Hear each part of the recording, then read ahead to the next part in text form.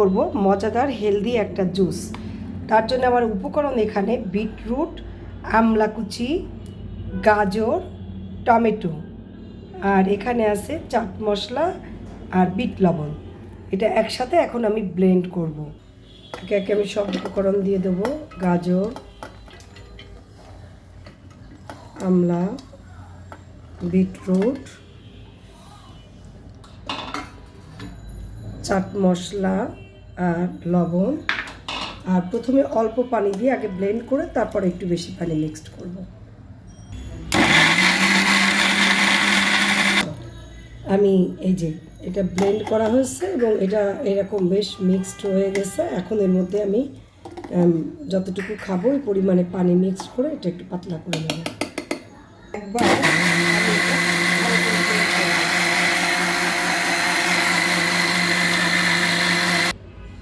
দেখুন মজাদার জুস তৈরি হয়ে গেল।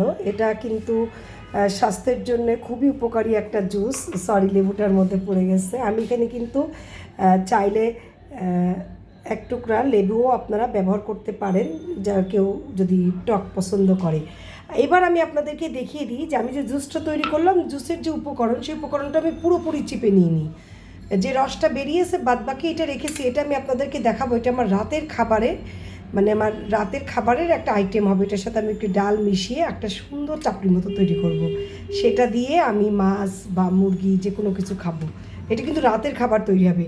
তো এই হচ্ছে হেলদি মিক্সড জুস এবং সিজনাল যে সবজি যে ফলগুলা গাজর, টমেটো, আমলকি, এগুলো আমরা নর্মালি খেতে ইচ্ছা করে না, আমরা এভাবে জুস করে খেতে পারি।